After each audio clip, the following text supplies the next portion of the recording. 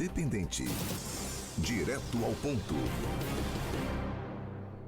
Direto ao ponto, em nome de Heineken, tecnologia em higienização, produtos de alta performance para a indústria desenvolvidos com nanotecnologia. Acesse nossas redes sociais, @Heineken Química. Na segunda-feira, o Dr. Rafael Moreno, psiquiatra, falou sobre a questão do frio, de como isso interfere no temperamento, na vida de cada uma das pessoas, mas daí mais no lado psicológico, né? Pessoas que gostam, e aí teve uma enxurrada de participações aqui, pessoas que gostam do frio, pessoas que preferem o calor, pessoas que se adaptam a qualquer realidade. E hoje o nosso comentarista é o promotor de justiça Sérgio Diefenbach, que também vai falar sobre os efeitos do clima na dinâmica de vida das pessoas, mas aí trazendo mais para a realidade, especialmente daquelas pessoas que têm um pouco mais de dificuldade no dia a dia, no frio, na dificuldade. E é um tema que ele precisa ser comentado justamente no dia que começa oficialmente o inverno, embora a gente já tenha sentido os efeitos aí nos últimos dias, né, doutor Sérgio? Tudo bem? Bom dia. Bom dia, Ricardo, Rita, amigos, ouvintes da Rádio Independente. Sim, a nossa atividade na promotoria, especialmente na promotoria especializada na área da infância e juventude, em regra, ela tem um aspecto que ele é um pouco invasivo, mas é o de observar a vida das pessoas. Observar as rotinas, observar o funcionamento, tudo numa esfera de proteção das pessoas que precisam de proteção, seja crianças e adolescentes, ou às vezes idosos ou incapacitados.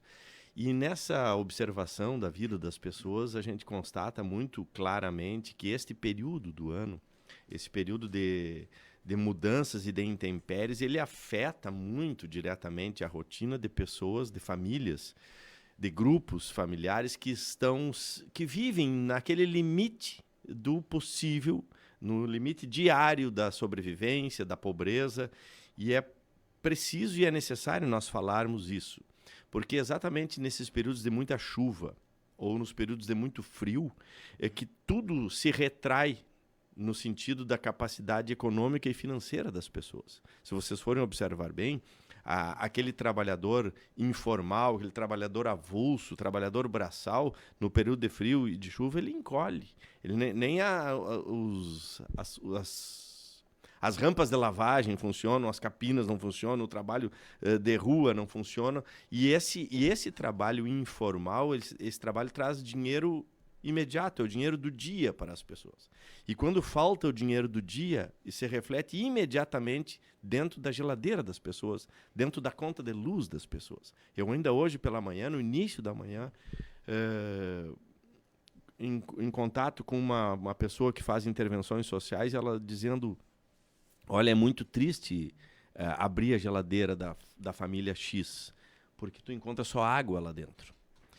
E tu imagina num período como esses, em que as pessoas vão mais para dentro de casa, as pessoas precisam mais calorias, precisam mais alimentação, precisam mais calor, precisam mais aconchego, precisam mais coberta. E é exatamente nesse período que estas coisas faltam, que essas coisas se molham. Em consequência disso, as crianças faltam mais às aulas. É muito comum as crianças faltarem às aulas, seja porque o transporte não é bom, seja porque a roupinha que ela tem para ir está molhada, ou porque ela não se sente adequada para ir vestida, cheirando a roupa molhada, cheirando a cachorro, como se diz.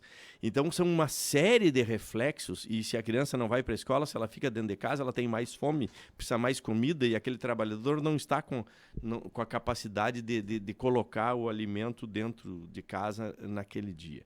Então nós precisamos ter, nós como sociedade, nós como operadores do direito e da intervenção social, um olhar mais sensível nesse período. Primeiro, para fazermos uma avaliação de que são sazonais esses períodos, que quando volta a primavera, volta o sol, volta aquela autoestima que o Dr. Moreno falava, mas volta também a capacidade produtiva das pessoas e a capacidade de sair e se expandir.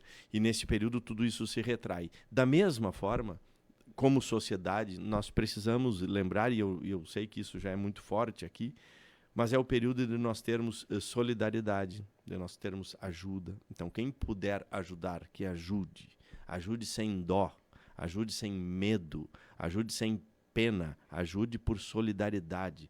Quem puder compreender, que compreenda.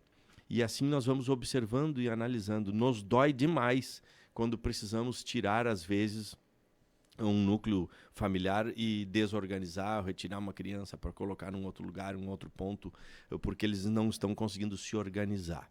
É claro que a lei é muito expressa no sentido de que a pobreza não é motivo para retirar a criança dos pais. Não é. Isso é absolutamente proibido. Uma coisa que no passado foi permitido. Hoje não é. Hoje a lei se dirige contra nós todos, dizendo onde há uma família que tenha afeto e que ela precise de apoio, que esse apoio venha do poder público, que venha da sociedade, mas que se mantenha aquele ninho, porque o afeto vale mais do que qualquer outro requisito. Ocorre que, junto com esses períodos, também se aumenta o consumo de bebida, se aumenta o consumo de drogas, se aumenta os atos de violência e de desorganização familiar. E isso tudo passa pela nossa observação. Então, nós somos privilegiados por termos 4 estações do ano, mas temos que ter a noção de que nessa estação em especial, algumas dificuldades vêm mais à tona. Isso é compreensão e observação social que incumbe a nós todos.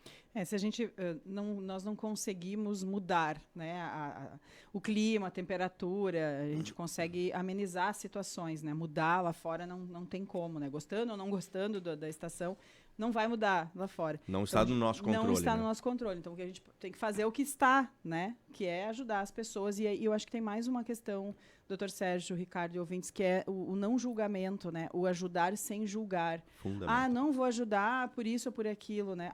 Se a pessoa está necessitando e a Sim. pessoa pode ajudar, eu acho que Sem é dúvida. uma obrigação. Sem dúvida. E é óbvio que a nossa meta como país, isso está lá dentro da Constituição Federal, que é erradicar a pobreza. Não o pobre, a pobreza. Por que é importante erradicar a pobreza? Porque quando eu passo acima da linha da pobreza, e acima da linha da miséria, esse é um dos divisores sociais que a gente tem que observar o que é a linha da miséria, o que é a linha da pobreza, o que é a linha mais adiante. Quando a pessoa adquire a capacidade de planejamento, de criar estoques e gorduras para os períodos sazonais difíceis. Quem está na linha da pobreza não consegue fazer isso. Não consegue passar desse estágio.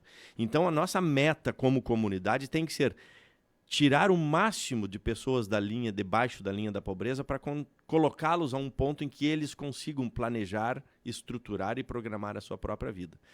Mas o que eu dizia, enquanto isso não acontece, nós não podemos ter medo e nem temor e nem dúvida quanto a ajudar quem está efetivamente precisando nesse momento de maior necessidade. É um período que tem que ter essa atenção, tem que ter esse olhar um pouco diferente. E a gente aqui na rádio, volta e meia, traz esse outro lado, traz tanto a população, e aí agora nós estamos passando por um momento mais complicado. Daqui a pouco vamos falar com o representante da Defesa Civil lá de Cará, município que teve mortes, né? São 5 mortes já por conta da enchente. Aqui ontem Teutônia, a Gabriela esteve visitando os lares que tiveram muitas dificuldades também. Ainda a situação pior, né, doutor Sérgio? Já não basta o frio, a chuva que volta e meia vem, quando vem dessa forma como veio e acaba trazendo ou esses outros prejuízos, bom, a gente percebe ainda mais a necessidade, tanto que Teutônia está fazendo arrecadação de donativos e que bom, como o senhor já falou, aqui na região as pessoas acabam sendo solidárias e ajudam bastante. Nós temos aqui em Lajeado, se eu não me engano é Ser e Vestir, o nome do espaço que foi criado recentemente pela Prefeitura de Lajeado. Dias atrás até o prefeito fez um vídeo lá mostrando muitas roupas lá. Falta tipo de roupa para homem, para criança, enfim, mas é algo que é necessário para ajudar as pessoas que mais necessitam. Sim, e é espetacular aquela iniciativa ali da Secretaria de Desenvolvimento Social, porque ele consegue transformar a doação numa entrega digna às pessoas. Você pode observar que as roupas são classificadas, são limpas, são passadas, são dobradas, estão até em manequins. Parece uma loja, né? Nós precisamos ter dignidade, porque isso também está na Constituição Federal. Um dos primeiros princípios nossos é a dignidade da pessoa humana. E a verdadeira doação, a doação mais nobre de todas, é quando a gente doa algo que é útil, que é do nosso uso ainda. A doação da coisa velha e descartada é quase uma necessidade. Agora, a doação verdadeira e nobre é aquela que entrega algo em absoluta condição de uso para que outro também possa usar. Tá certo, muito obrigada. Dr. Sérgio Diefenbach participa conosco sempre às quartas-feiras no quadro Direto ao Ponto.